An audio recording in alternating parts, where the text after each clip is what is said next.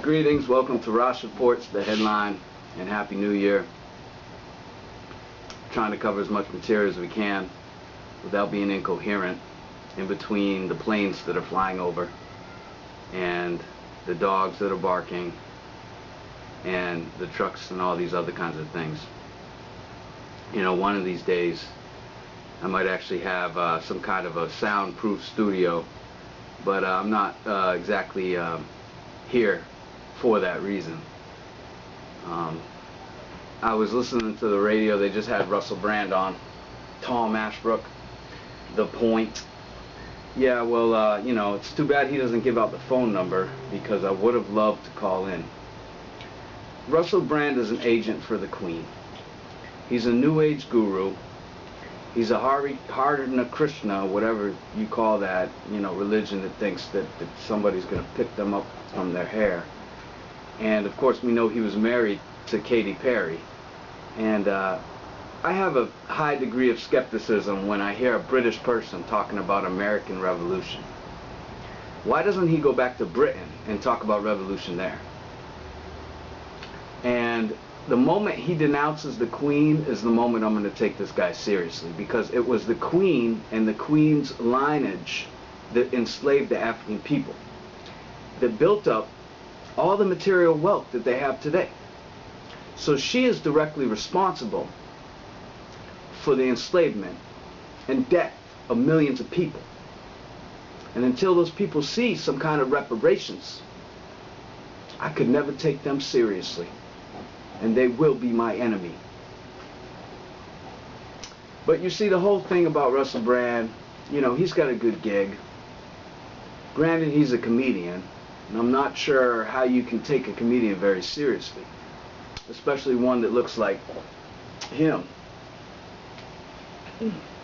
You know, he's full of vanity, and his thing is to somehow convince people that you know, we can just carry on and act like wild, sassy, you know, intellectuals, and somehow this change is going to evolve out of it. You know, mankind has fought so many wars to get to where we're at. And mankind is not going to give up that grip of power that easily. So what is Russel Brand's real purpose?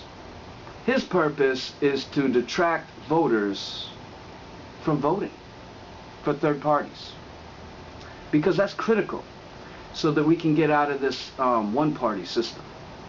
I should say that he's to detract voters from voting for a second party. You know, his idea is, oh yeah, we're just not going to vote, and like somebody's going to give a shit.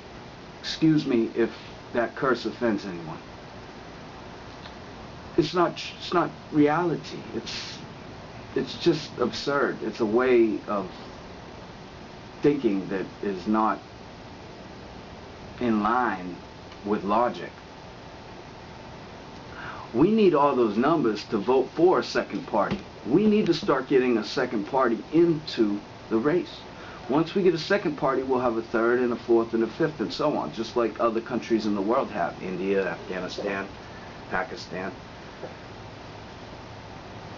So for him to sit back and tell everybody not to vote, to me, is a clear indication that he's an agent for the Queen. And they want to keep their system operating the way it is.